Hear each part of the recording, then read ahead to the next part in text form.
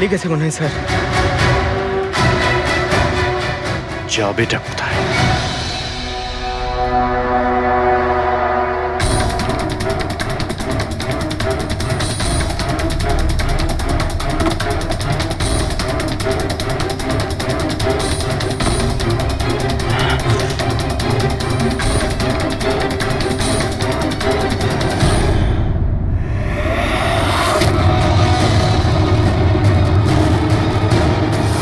আয় আয় আয়, তোরই বাড়ি এটা। দৌড়াচ্ছিস কোথায়? হ্যাঁ, সিআইডি থেকে পালানো তো সহজ নয়। আমার একটা গুণ আছে, যখন আমি রেগে যাই তখন অপরাধীর খারাপ সময় শুরু হয়ে যায়। এর তো খারাপ টাইম শুরু হয়ে গেছে স্যার। এসব কোথা থেকে নিয়ে এসেছিস? হ্যাঁ,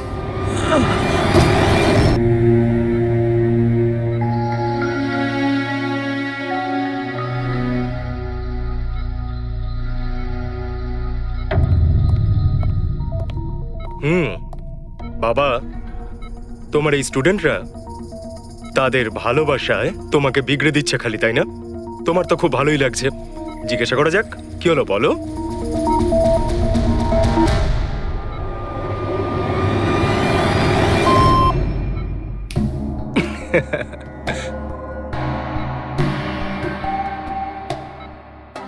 আরে এগুলো তো ময়লা কাপড়, তাই না? দিন, এটা আমাকে দিন। ভাই, আমি আসছি।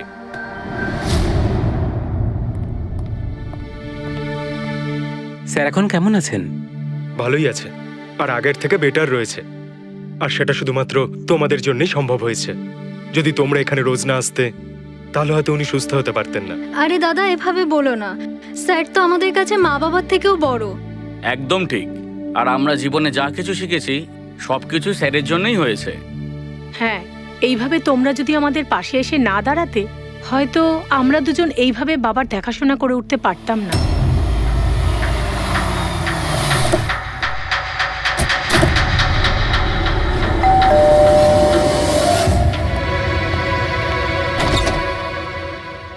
সন্দীপ আঙ্কেল, নমস্কার আঙ্কেল। নমস্কার। ভালো আছো? তোমার বাবা কেমন? ভালো আছেন, খুব ভালো আছেন। বাহ, বেশ কথা। দেখো, ওর জন্য এটা এনেছিলাম।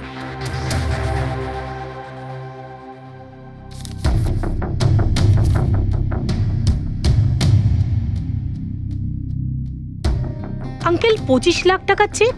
হ্যাঁ মা, আজ জ্ঞানদীপ ইনোভেশনস এর 5 বছর পূর্তি, সেটার উপহার ভাবতে পারো। আঙ্কেল, সেটা ঠিক আছে, কিন্তু বাবা তো গত 2 বছর ধরে কোম্পানির জন্য কোনো কাজই করেনি। দেখো, কিছু সম্পর্ক এই সমস্ত কথাবার্তার অনেক ঊর্ধ্বে হয়। তোমার বাবা আর আমার বন্ধুত্ব অনেকটা এরকম। চলো জ্ঞানের সঙ্গে দেখা করি। বাবা, দেখো কে দেখা করতে এসেছেন। কেমন আছে আমার বন্ধু? আরে, আগে থেকে তো অনেক ফিট মনে হচ্ছে। যদি তোকে এত হ্যান্ডসাম লাগে, নার্স তোকে ভালোবেসে ফেলবে। শোনো প্লিজ। আমি তোমার বাবার সঙ্গে কিছু কথা বলতে চাই, if you don't mind. Sure uncle, যাওয়া যাক। হ্যাঁ হ্যাঁ, প্লিজ এসো সবাই। ওনার এই চেকটার জন্য আমাদের সত্যি খুব হেল্প হয়ে যাবে। হ্যাঁ, পাপার জন্য একটা অ্যাডভান্স বেড নিয়ে আসতে পারি, তাই না? হ্যাঁ, আরে স্যার, স্যার কি হলো? স্যার কি হলো? লাইট অন্ধকার কেন এখানে? লাইট কি হলো? কি হলো? সন্দীপ আঙ্কেল?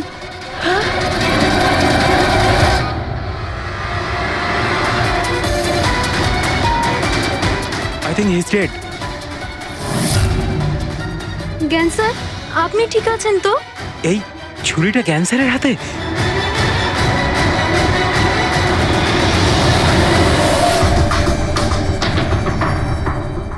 আচ্ছা, তুমি এটা বলছো যে তোমার বাবা জ্ঞানবাবুর হাতে ছুরি ছিল, কিন্তু উনি সন্দীপবাবুর খুন করেননি? স্যার, উনি কিভাবে খুন করতে পারেন?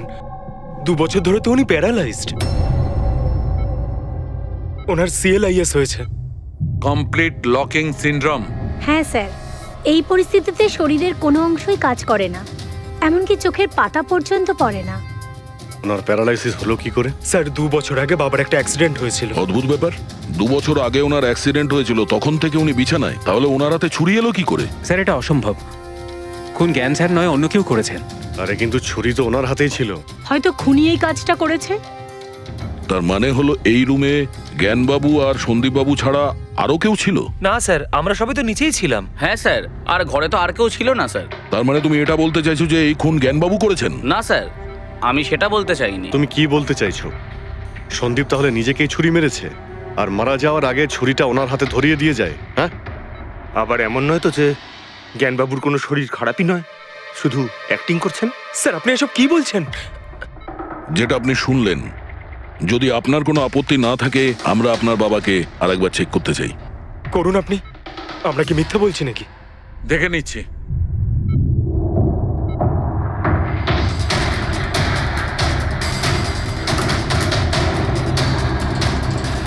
এনার তো পায়ের মাংসপেশিগুলো টোটাল অ্যাট্রোফিক হয়ে গেছে। তার মানে মানে এক কথায় বলতে পারো যে পায়ের মাংসপেশিগুলো একদম ওই শিথিল হয়ে গেছে। উনি যদি চানও তাহলে 1 ইঞ্চিও এই খাট থেকে নড়তে পারবেন না। স্যার এবার তো আপনাদের বিশ্বাস হয়েছে তাই না, যে আমার বাবা নাটক করছে না? এটা তো একদম শিওর যে ওই সময় তৃতীয় কেউ ছিল এখানে। আচ্ছা, এই উনি আবার জানালা দিয়ে আসেনি তো? পঙ্কজ, ফ্রেডি, তোমরা জানালার আশপাশটা ভালো করে চেক করে দেখো তো কোনো প্রমাণ পাওয়া যায় কিনা। স্যার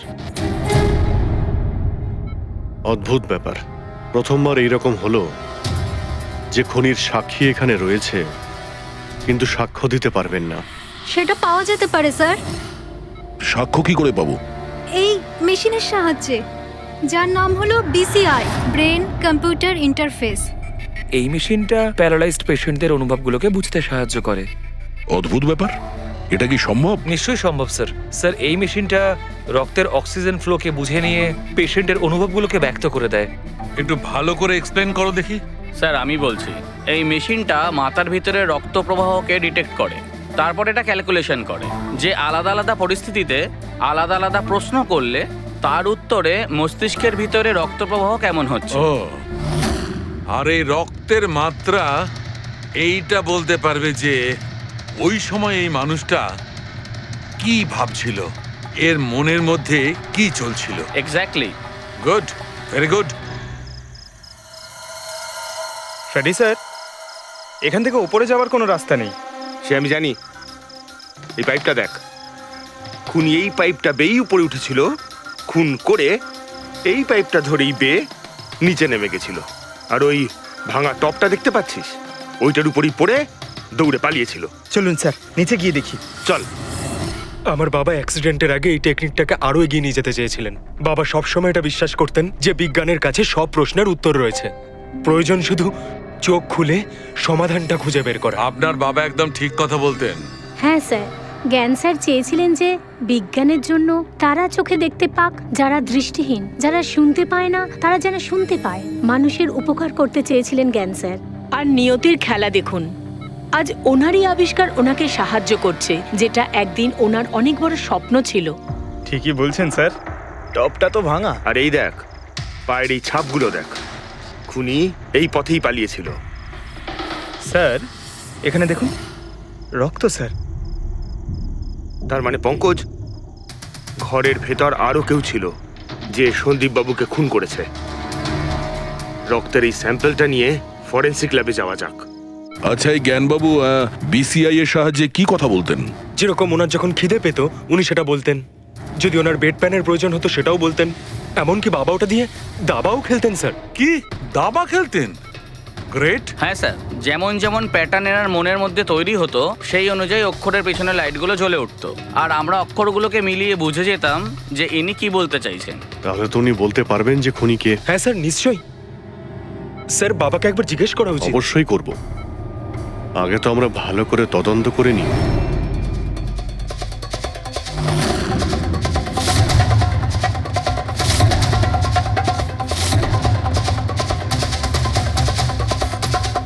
সারিকা, ছুরির মধ্যে কিছু পেলে? শুধু মিস্টার জ্ঞানের আঙুলের ছাপ পাওয়া গেছে, আর কারোরই নয়। তাহলে হতে পারে খুনি গ্লাভস পরেছিল স্যার খুন করার সময়। তার মানে খুনি জানলা দিয়ে ঘরের ভেতরে আসে, ও সন্দীপকে মারে, আর সেই ছুরিটা জ্ঞানের হাতে ধরিয়ে দেয়, আর তারপর লোকেরা এই রুমে আসার আগেই ও জানলা দিয়ে পালিয়ে যায়। স্যার, এটাও তো হতে পারে যে খুনি কোনো বাড়ির লোক। না পূর্বী, রুমে যতগুলো লোক ছিল স্যার তাদের কারোর শরীরেই চোট বা আঘাতের চিহ্ন ছিল না স্যার। আর ওই শুকিয়ে যাওয়া রক্ত ওটা কোনো বাইরের লোকেরই। একটা কথা বুঝতে পারছি না দয়া, যদি খুনি বাইরের লোক হয় তাহলে এটা কি করে জানলো যে সন্দীপ জ্ঞানের সঙ্গে দেখা করতে আসবে? 10 মিনিট আগে সন্দীপ পৌঁছে যায় আর তারপর ওর খুন হয়ে যায়। স্যার এমন মনে হচ্ছে যে হতে পারে এই খুনি সন্দীপ বাবুকে ফলো করছিল, আর যখন সন্দীপ বাবু তার পুরো দিনের শিডিউল বানাচ্ছিল হতে পারে কোনোভাবেও জেনে গেছিল যে বিকেল বেলায় সন্দীপ বাবু জ্ঞান বাবুর সঙ্গে দেখা করতে যাচ্ছেন। সে ঠিক আছে, কিন্তু এরা দুজনেই সন্দীপ আর জ্ঞানবাবু কথা বলবে সেটা কি করে জানলো? স্যার এটাও হতে পারে যে খুনি জানতো না, আর যেহেতু ও ওকে ফলো করছিল যেই সুযোগ পেয়েছে রুমে ঢুকে ওকে মেরে দিয়েছে। দয়া, নিশ্চয়ই ওর সঙ্গে কোনো শত্রুতা ছিল এই সন্দীপের ওপর, সেই জন্যই তো খুনি পিছু না ছাড়েনি। আর বস, যার সঙ্গে এই সন্দীপ বাবুর শত্রুতা ছিল তার প্লাস্টিক অ্যানিমিয়া ছিল। ও আচ্ছা, এই জিনিসটা আসলে কি স্যার? পঙ্কজ, এটা একটা খুব রেয়ার ডিজিজ। এই অসুখটা খুব কম লোকের হয়। এতে মানুষের বোন ম্যারো আর বোন ম্যারো স্টেম সেলস ধীরে ধীরে নষ্ট হতে থাকে। রক্তের লোহিত রক্তকণিকা, শ্বেত রক্তকণিকা আর প্লেটলেটস সব ধীরে ধীরে নষ্ট হতে থাকে। যদি এই রোগটা রেয়ার হয় তাহলে খোঁজ নেওয়া খুব একটা কঠিন হবে না যে শহরে কতজন লোক আছে যাদের এই ধরনের রোগ আছে। এই প্লাস্টিক অ্যানিমিয়া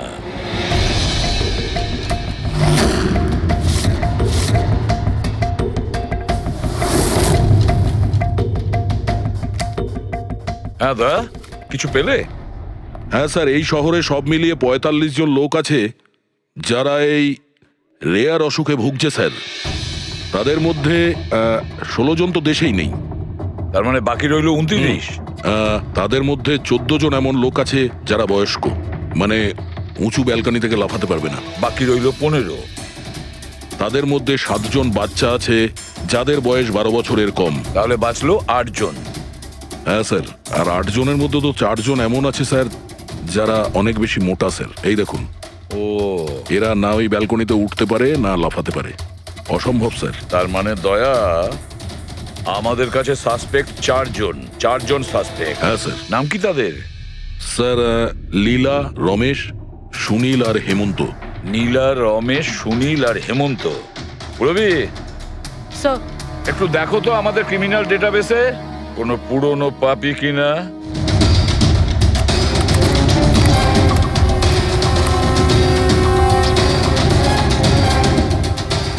পেয়ে গেছি, রমেশ। চুরি, ছিনতাই, তাছাড়া লোকেদের মেরেওছে। থাকে কোথায় সে? সরোজনগর চল। নিয়ে এসে একে।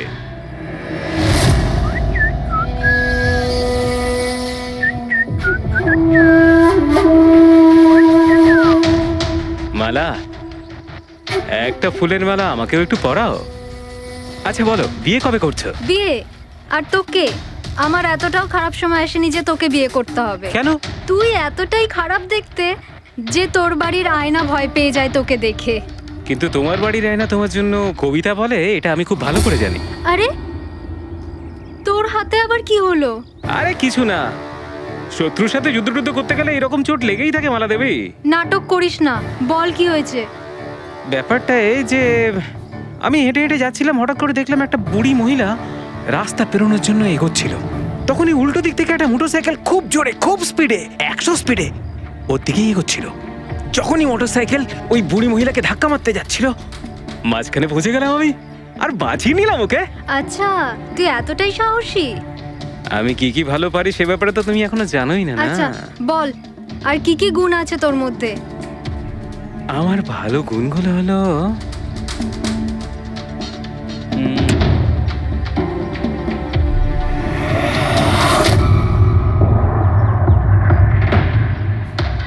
কি হলো? তোর মুখটা ভয়ে এভাবে ফ্যাকাশে হয়ে গেল। মালা, মালা আমাকে একটু একটু একটু লুকোতে দে। আরে মালা লুকোতে দে। লুকোচ্ছিস কেন? আরে মালা আরে কেন এরকম করছিস তুই? এটা কি করে দিলি তুই? আমার সব ফুল নষ্ট করে দিলি। স্যার এ তো সেই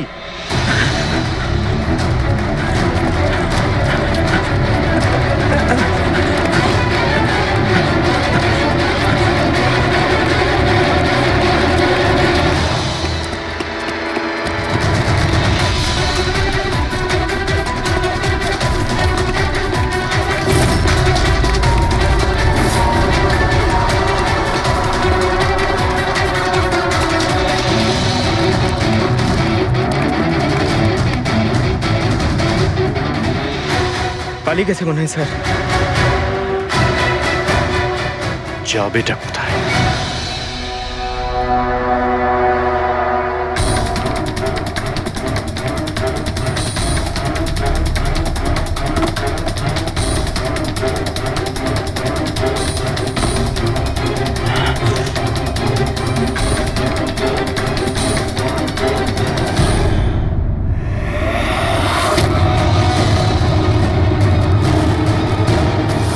আয় আয় আয়, তোরই বাড়ি এটা।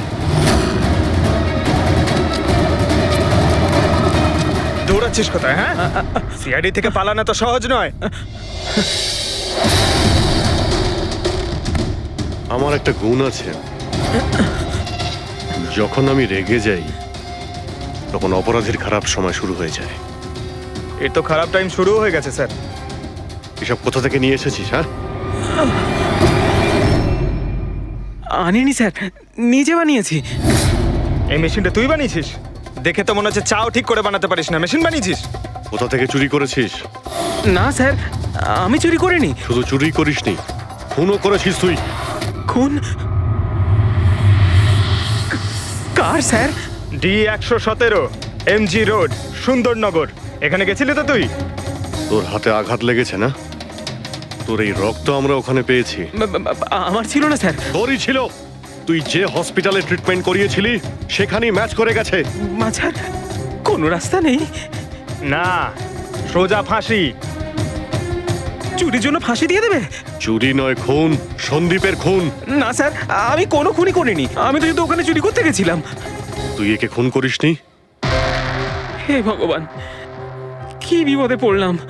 মায়ের দিব্যে বলছি স্যার, আমি কোনো খুন করিনি। আমি তো খবর পেয়েছিলাম যে ওখানে একটা লোক থাকে যার প্যারালাইসিস হয়ে গেছে। চুরি কোথায় করতে হবে সেটা ভালো করে জেনে নিয়ে আমি ওখানে শুধু চুরি করতে গেছিলাম। আমি ওখানে শুধু এই কারণেই গেছিলাম। আমি তোকে চিনিও না, কেন মারবো? কারণ সন্দীপ তোকে চুরি করার সময় দেখে ফেলে, তাই একটা অপরাধ লুকোতে গিয়ে আরেকটা করে ফেলেছিস। হ্যাঁ, এই কথাটা সত্যি স্যার, যে আমি ওখানে গেছিলাম আর সন্দীপ আমাকে দেখে চিৎকারও করেছিল। ওর চিৎকার শুনে আমি ভয় পেয়ে গিয়ে পালিয়ে এসেছিলাম। তাহলে তোর লাগলো কি করে? এটা যখন সন্দীপ চিৎকার করলো তখনই লাইট চলে গেছিল আর অন্ধকারে আমি নিচে লাফালাম, ওই লাফাতে গিয়ে চোট লেগে গেছে। ওই রুমের মধ্যে তুই ছাড়া সেই সময় আর কেউ ছিল না। তুই খুন না করলে কে খুন করবে? না স্যার, আমি ছাড়া অন্য কেউ ছিল ওখানে। কে?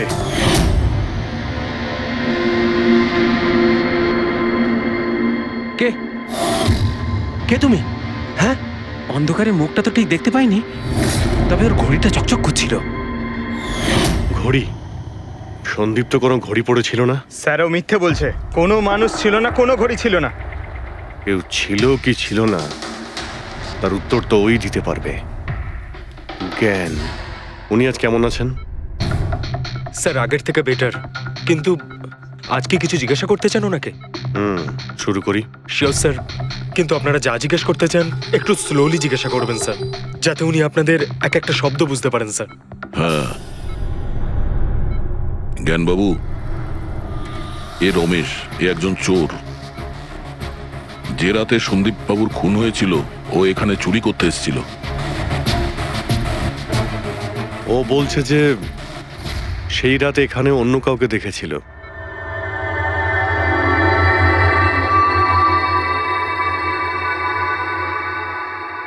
রমেশ, ওই রাত্রে তুমি যেখানে দাঁড়িয়েছিলে সেখানে গিয়ে দাঁড়িয়েও। হ্যাঁ স্যার, স্যার আমি এই দিক দিয়ে ঢুকেছিলাম আর এখানে এলাম, আর তারপরে আমি এদিকে দেখলাম, আর যখনই আমি এখানে পৌঁছালাম দেখলাম সন্দীপ ওখানে দাঁড়িয়ে আছে। আমি ভয় পেয়ে পেছন দিকে ঘুরলাম আর তখনই কারেন্ট চলে গেল। এখানে দাঁড়িয়েছিলে মানে উনি নিশ্চয়ই তোমাকে দেখেছেন। আচ্ছা, ও কি এখানে ছিল?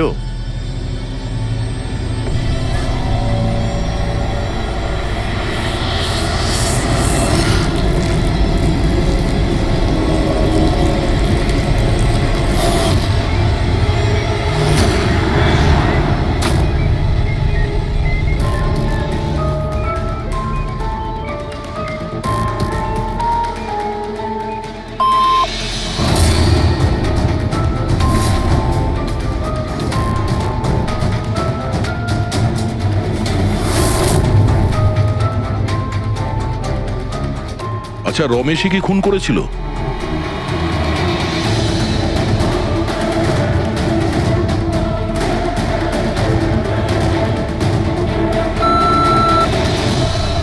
নো নো স্যার, নো মানে না স্যার, আমি বলেছিলাম না আমি মারিনি স্যার। হ্যাঁ ঠিক আছে, তুমি এদিকে দাঁড়াও। আচ্ছা আচ্ছা, আপনি এটা বলুন, আপনি কি খুনিকে দেখেছেন? আপনি চেনেন খুনিকে?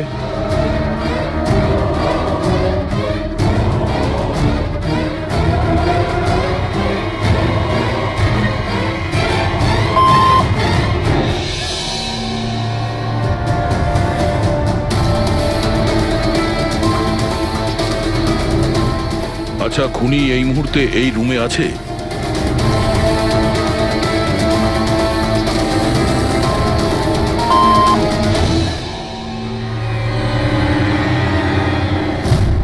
তার মানে খুনি আমাদের মধ্যে কেউ একজন? আপনার কোনো স্টুডেন্ট?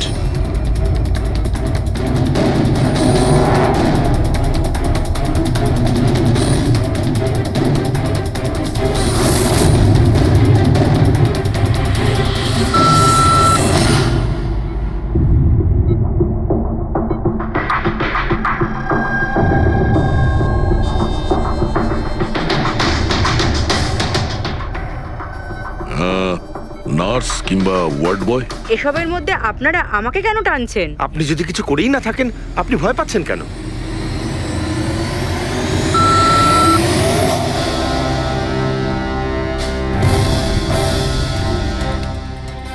জ্ঞানবাবু, তাহলে শুধুমাত্র তো আপনার ফ্যামিলির লোকেরা আছে।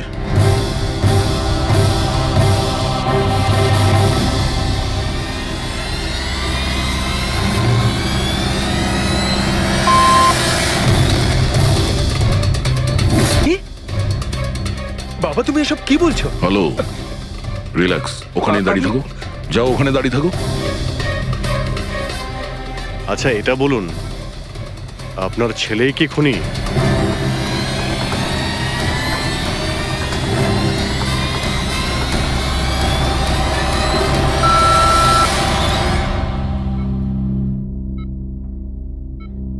এখন তো শুধু আমিই আছি, কিন্তু আমি এই খুন করিনি।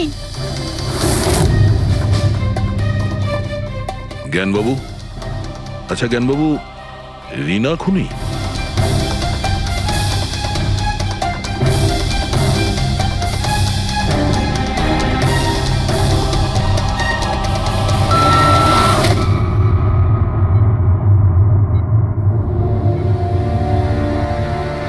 আপনি আমাদের বললেন যে আপনার পরিবারেরই কেউ খুনি, তাহলে সে কে?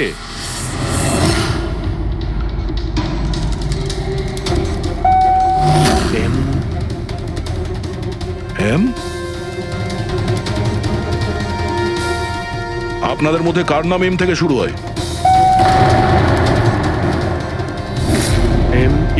মি মানে উনি? জ্ঞানবাবু, আপনি বলছেন যে খুন আপনি করেছেন?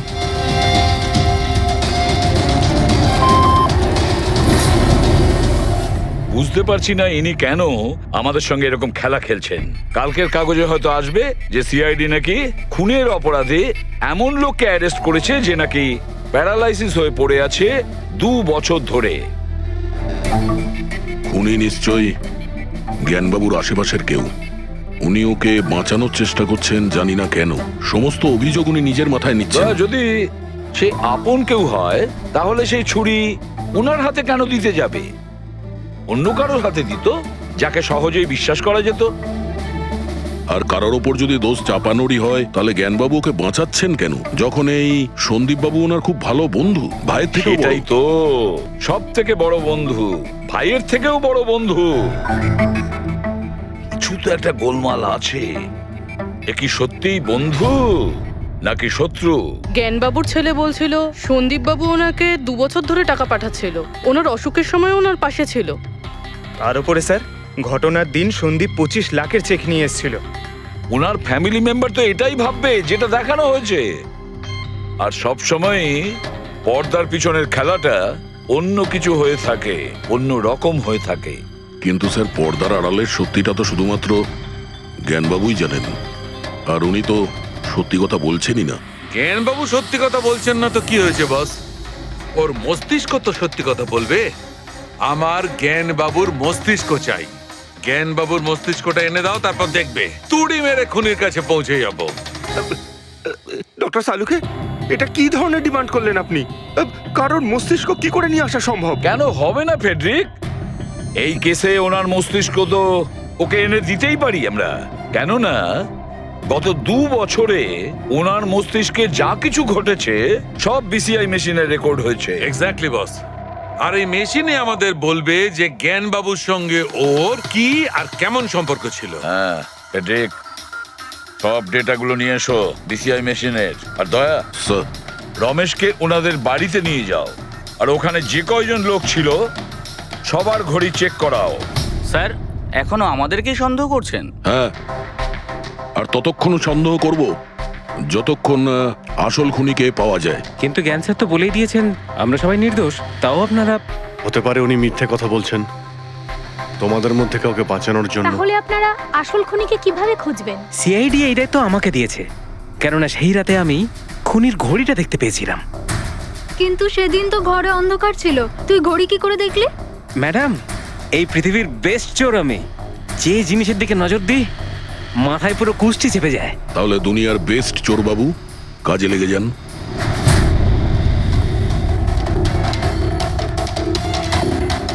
সস্তা, টেকসই, সুন্দর, 11,000 টাকা। না, এ নয়।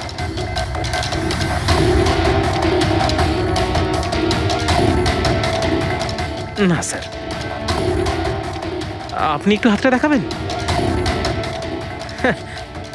এও নয়, এটা তো একেবারে বেকার। ও হ্যালো, বেকার এটা? 2 লাখ টাকা দাম। আরে ম্যাডাম, 2 লাখের ঘড়ির কপি, এটা ডুপ্লিকেট মাল। চোর বাজারে এর গুদাম আছে, 1500 টাকাতে আনিয়ে দেবো। হাতটা দেখি। হাত কেন কাঁপছে আপনার সকাল সকাল? না স্যার, এও নয়। স্যার, অ্যাকচুয়ালি আমার নিউরোলজিক্যাল প্রবলেম রয়েছে। ছোটবেলা থেকেই আমার হাত কাঁপে, আমি কোনো কিছু ভালোভাবে ধরতে পারি না। পঙ্কজ, একটু ওই পেনটা দাও ওকে।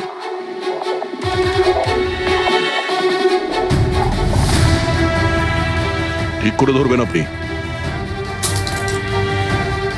এ তো পেনটাও ধরতে পারছে না। স্যার, অ্যাকচুয়ালি জ্ঞান স্যার আমার এই প্রবলেমটাই সলভ করতে চেয়েছিলেন। উনি এর সাথে রিলেটেড রিসার্চও করছিলেন, কিন্তু হয়তো ভাগ্যের সম্মতি ছিল না এতে। আর জ্ঞান স্যারের গাড়ির অ্যাক্সিডেন্ট হয়ে গেল।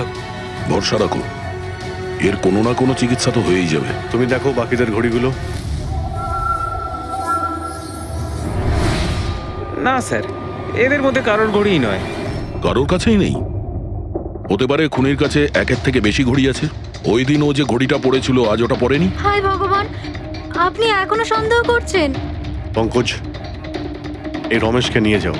পৃথিবীতে যত ঘড়ি আছে, যত মডেলের রয়েছে, সবগুলো দেখাও ওকে। স্যার, যত ঘড়ি আছে, যত মডেল আছে, সব? তবেই তো জানা যাবে খুনি কোন মডেলের ঘড়ি পড়েছিল। এক মিনিট, একটু এদিকে আয়, এদিকে আয়।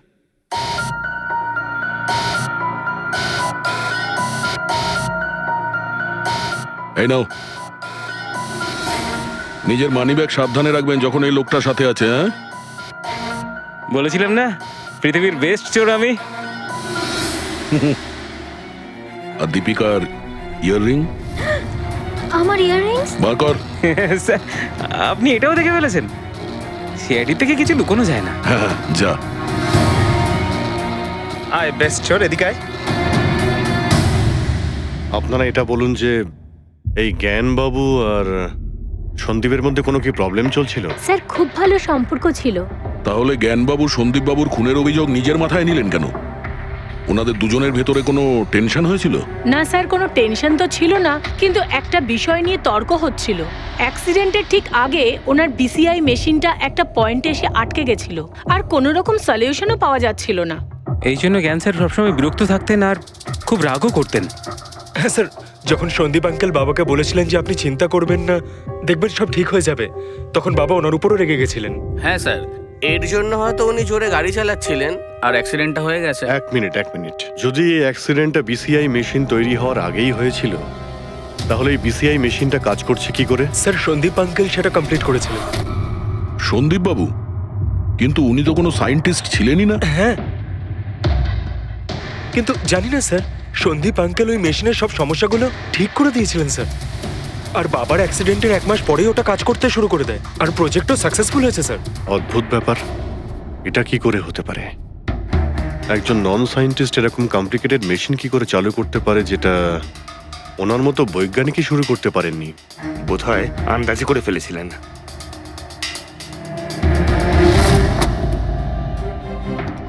মাই গড, গত 2 বছরে এত ডেটা বেরিয়েছে ওনার একার? হ্যাঁ বস, আর এই পেপারগুলোর প্রত্যেকটা জায়গা খুঁটিয়ে খুঁটিয়ে ভালো করে দেখতে হবে যে সত্যিটা কি ছিল যেটা জ্ঞানবাবু আমাদের থেকে লুকোতে চাইছেন। এক একটা শব্দ, এক একটা অক্ষর জুড়ে তার প্যাটার্ন বানিয়ে দেখতে হবে। চলে এসো, সবাই মিলে কাজ করি। সবাই চলে এসো। ফ্রেডি,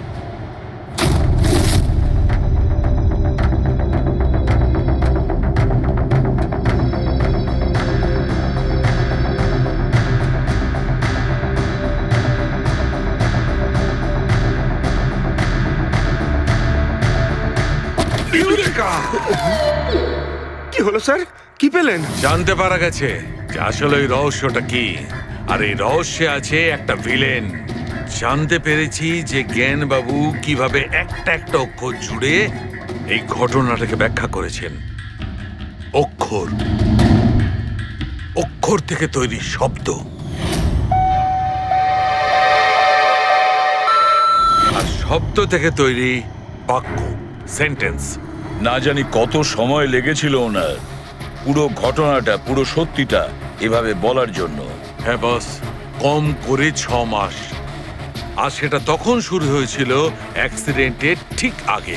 আজকের পর থেকে এই কোম্পানিতে তুমি সাইলেন্ট পার্টনার, আর তোমার লাভ শুধুমাত্র 5% হবে, আর তার থেকে বেশি তুমি 1 টাকাও পাবে না। ওকে। আমার মনে হচ্ছে তোমার এই প্রজেক্টটা কমপ্লিট হয়ে গেছে আর তুমি সফল হয়ে গেছো। হ্যাঁ, আমি সফল হয়ে গেছি, কিন্তু আমি এই মেশিনটা গরিবদের জন্য বানিয়েছি, মানবতার জন্য বানিয়েছি, তোমার মতো লোভী মানুষদের জন্য বানাইনি। আজকের পর থেকে আমরা একসাথে কাজ করব না। আমি যাচ্ছি, কফির জন্য বৌদিকে ধন্যবাদ জানিয়ে যাচ্ছি।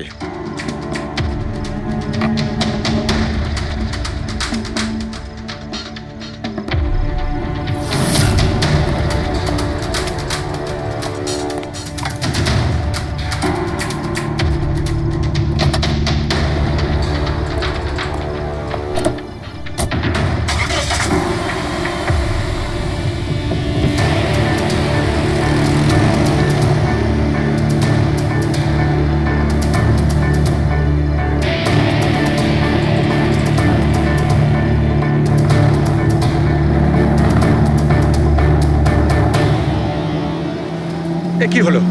হঠাৎ করে গাড়ি ব্রেক ধরছে না কেন? ব্রেক ছুঁয়ে কি হলো?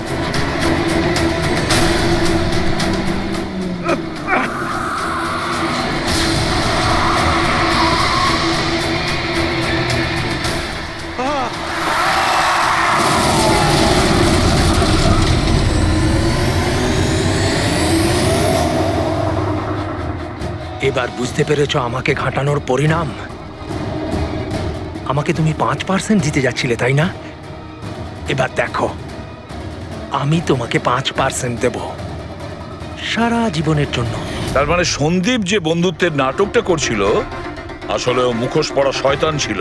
আর স্যার, যদি পুরো ডেটা এই কাগজে লেখা থাকে, তার মানে হলো জ্ঞানবাবু এই কথাটা নিজের মনে রাখেননি, কাউকে না কাউকে সন্দীপবাবুর আসল উদ্দেশ্যটা বলেছেন।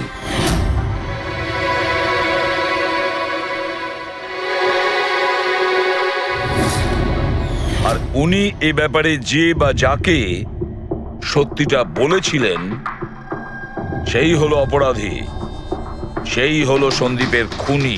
কিন্তু স্যার, যদি খুনি জ্ঞানবাবুর হয়ে প্রতিশোধ নিতে চাইতো, তাহলে খুনি ছুরিটা জ্ঞানবাবুর হাতে কেন ধরালো? ওনাকে ফাঁসাতে চাইছিল? না পুরবি, আমার তো মনে হয় না। খুনি ওনাকে সান্ত্বনা দিতে চেয়েছিল যে এটা বোঝাতে চেয়েছিল যে দেখুন আমি আপনার হয়ে সন্দীপকে মেরে ফেলেছি, আপনার প্রতিশোধ আমি নিলাম। আর তাকে বাঁচানোর জন্য জ্ঞানবাবু পুরো অভিযোগ নিজের উপর নিয়ে নিয়েছেন। দয়া, খুনির কাছে পৌঁছানোর একটাই রাস্তা আছে, সেই ঘড়িটা, রিস্ট ওয়াচ, যেটা রমেশ দেখেছিল।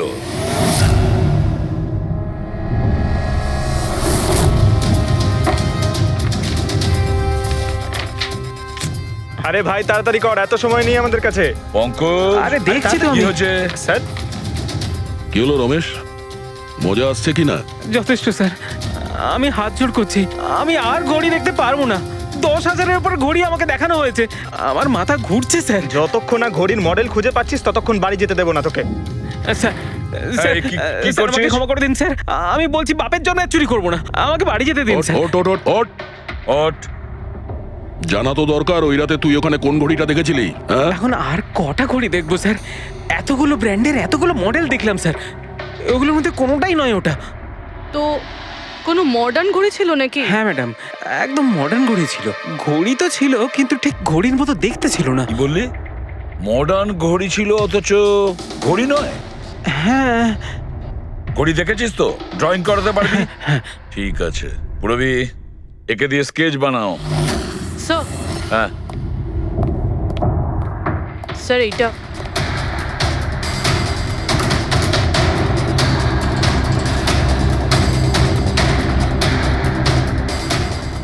মাই গড, কি হলো? 1 মিনিট বস, একদম জ্যাকপট লেগে গেছে। রমেশ এদিকে এসো, ওকে। মন দিয়ে দেখো, এই ঘড়িটাই ছিল। এটাই ছিল, একদম এটাই ছিল স্যার। এটা কিরকম ঘড়ি স্যার? চুরি করলে কত পয়সা পাবো? পয়সা নয়, টাকা পাবে, লাখ লাখ টাকা।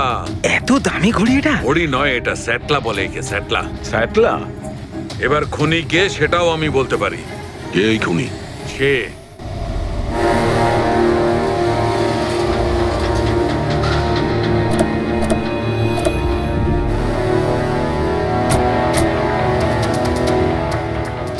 আপনি একটু আপনার হাজবেন্ডকে ডাকুন। কিন্তু আপনারা কারা? আপনি ডাকুন না ওনাকে, উনি চেনেন আমাদের। সোনু, সোনু একটু বাইরে এসো, কারা দেখা করতে এসেছে?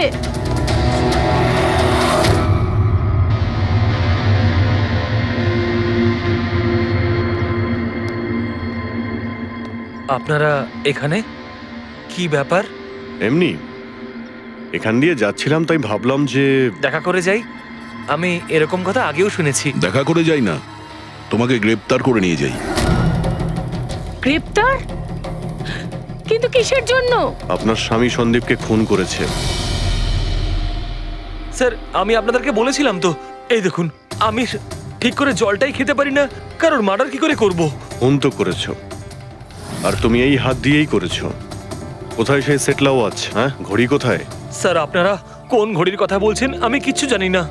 এক্ষুনি তুমি জানতে পারবে কোন ঘড়ির কথা বলছি। ফ্রেডি, পঙ্কজ, ঘরের তল্লাশি নাও। পঙ্কজ, উপরে যা, আমি বেডরুমটা দেখছি।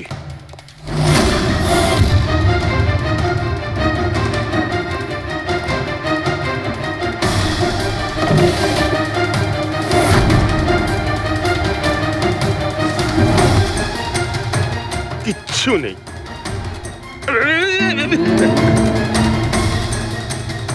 কি ফুটলো? স্যার, স্যার, বালিশটার মধ্যে কিছু একটা আছে। বালিশের ভেতরে?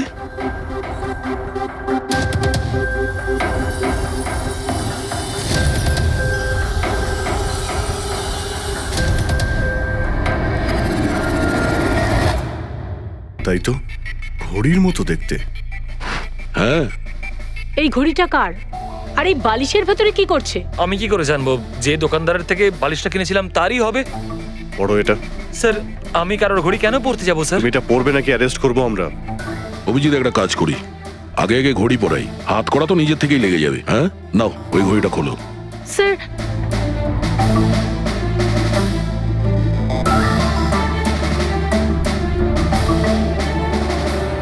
আরে বাহ, দেখো এর হাত কাঁপা বন্ধ হয়ে গেছে। হ্যাঁ স্যার, তো চমৎকার হয়ে গেল, এর হাত কাঁপা থেমে গেল। এটা কোনো চমৎকার নয়, এটা সায়েন্স। এবার দেখো এই ঘড়িটা পরার পরে সোনু কত সহজে খুন করতে পারে।